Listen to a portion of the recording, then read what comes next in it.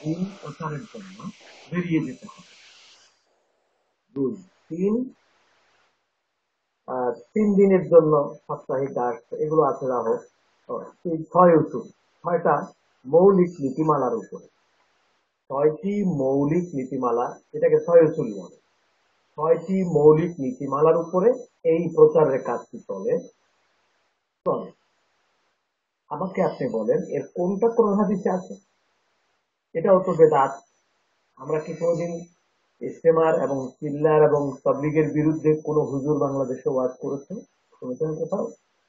আমিও তো ওয়াজ করতেছি না। এখানে কিছু মানুষ যদি নামাজি হয় ভালো হয়, 100টা মানুষ গেলে যদি 50টাও নামাজি হয় খারাপ কি?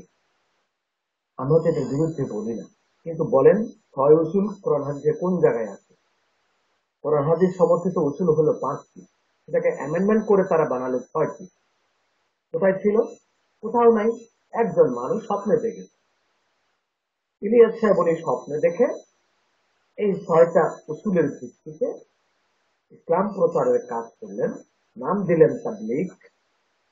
কিন্তু সমস্যা হলো রাসূলুল্লাহ সাহাবা একরাম তাবলীগ করেছেন কাফেরদের কাছে, মুশরিকদের কাছে, তাদের কাছে কলেমা পৌঁছাইছেন, ওটার নাম হলো তাবলীগ। তাবলীগ কলেমার দাওয়াত পৌঁছানো, একজন মুসলমান কাফেরের কাছে পৌঁছাবে, এটার নাম হলো তাবলীগ। মুসলমান মুসলমানের কাছে গিয়ে যখন দাওয়াত দিবে এটার নাম তালিম। তাবলীগ হয় না। ইসলামী শিক্ষা তাকে দিতে হবে, সে তো গ্রহণ করেছে ইসলাম। তো আমরা কোনটা করতেছি? মুসলমান মুসলমানের কাছে। তারপর আসেন এবার তালিম ও তাবলীগ 2 জিনিস। তাহলে এই যে পদ্ধতি তাবলীগ, যেটা আল্লাহর দ্বীনের প্রচার, এটা ঠিক আছে, সকল নবী করেছে, এটা আমাদের করতে হবে। কিন্তু আমাদের কিছু সংখ্যক লোক আলাদা হয়ে তাদের দায়িত্ব হবে এই কাজটি করা। বাংলাদেশের 15 কোটি মানুষ যদি একবারে বাইরে যদি চিল্লায়, বলেন তো অবস্থাটা কি হবে? এজন্য কিছু লোক যেতে হবে। কিছু লোক কাজ করার জন্য ঘুরে বেড়াচ্ছে, আউলিয়া কেরাম ঘুরে বেড়াচ্ছেন। খাজা গরিব নওয়াজ কোথা থেকে কোথায় আসছেন, বাবা শাহজালাল ইয়ামান থেকে সিলেটে চলে আসছেন, শাহ আমানত কোথায় আসছেন, শাহ আলী বাগদাদি কোথায় আসছেন, শাহ সরফুদ্দিন চিশতি কোথায় আসছেন, শাহ মাকদুম রূপোস কোথায় আসছেন? তারা কি তবলিগ করে নাই? তাদেরটা কি? তারা তো তবলিগ করতে করতে এই পর্যন্ত আসছেন। হাজার হাজার ওলি আল্লাহ তবলিগ করে বেরিয়েছেন, তাদের তবলিগের বিনিময়ে আমরা ইসলাম পাইছি। ইসলাম কি আমরা 50 বছর ধরে পাইছি না 50 বছর আগে পাইছি? 50 বছর আগে যদি ইসলাম পেয়ে থাকি তাহলে ওই ইসলাম কারা দিল? ওটা কি তাবলিগ ছিল না? ওটা তো পদ্ধতির ব্যস্তম, সেটাও তাবলিগ ছিল। পদ্ধতির ব্যস্তম নতুন স্বপ্নে দেখা একটা পদ্ধতি। ইলিয়াস সাহেব স্বপ্নে দেখেছেন, মৌলানা ইলিয়াস সাহেব, যে এইভাবে তবলিগ করতে হবে। স্বপ্নে দেখা বিষয়টি উনি বাস্তবায়ন করেছেন, তাতে যথেষ্ট উপকার হয়েছে। এখন আকীদাটা যদি খালি একটু ভালো হতো তাহলে বড় উপকারের জিনিস ছিল। এবং সেটাও বেদাত তারা করতেছেন।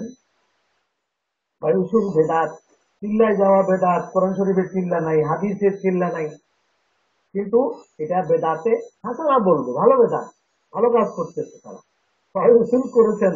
তাই বলে তারা 5টাকে বাদ দেন নাই, 5টা ঠিক রাখছেন। আমরা পজিটিভ ধারণা যদি করি, 5টাকে ঠিক রাখছেন, রেখে তারা আবার দুটোকে বের করে দুটো ঢুকায় দিয়েছেন, ওটাকে আলাদা করেছেন। এটা করার অধিকার তাদের আছে কি নাই সেটা আমি বলছি না, কিন্তু এটা তো বেদাত করেছেন তারা। তাহলে তবলিগও বেদাত, যে পদ্ধতিতে করা হচ্ছে 40 দিনও বেদাত। টঙ্গীতে ইজতেমা হতে হবে, সারা বিশ্বের লোক জমা হতে হবে, এটাও কোরআন হাদিসে কোনো জায়গায় নাই, এটাও যেমন বেদাত।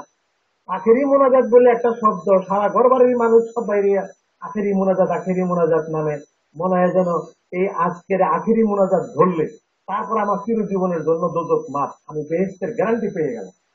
এই ধারণা নিয়ে যাওয়া, এটাও বেদাত। সবগুলো মিলেই তো বেদাত। কোনটা? এত বেদাতে কারো কষ্ট হলো না। আমাদের দুঃখটা সেই জায়গায় যে আপনারা এত বেদাত, এগুলো কেউ যদি কেউ প্রমাণ করতে পারবেন যে এগুলো বেদাত নয়? রসুল্লাহ করেছেন এটা, ইস্তেমা করছেন, আখেরি মোনাজাত করছেন হুজুর, কোন সাহাবী করেছেন, 40 দিনে চিল্লায় গেছেন? নাই।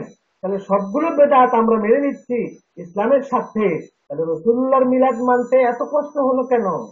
তার মানে এটা হলো রসুল বাদ দিয়ে ইমান। রসুল বাদ দিয়ে ইমান হলে মুওয়াহহিদ, আবু জেহেলের ইমান, আবুল আহাবের ইমান, এগুলোর ইমান আছে। হ্যাঁ, আব্দুর রহমান ইবনে মুলজিমের ইমান ইমান, তারপরে গোলাম মোহাম্মদ কাদিয়ানির ইমান, এগুলোর ইমান ছিল আল্লাহর উপরে ভরসা, রসুলের সঙ্গে এতে দ্বন্দ্ব ছিল। এই জন্য রসুলের সঙ্গে যে দ্বন্দ্বটা, এটা হলো আমাদের মূল বিষয়। তাই আজ আমরা যে তাবলীগ জামাত চিল্লা করতেছি, আমরা এগুলো যেরকম বেদাত হওয়ার পরেও করতেছি, ঠিক সেই কারণে আমরা মিলাদ ও মাহফিল যেগুলো করি, ইফালে সব করি, সেগুলো বেদাত হওয়ার পরেও সেগুলো ভালো কাজ। এটাকে স্বীকার করতে হবে। যে এরপর আর কি প্রশ্ন করবো না। সালাম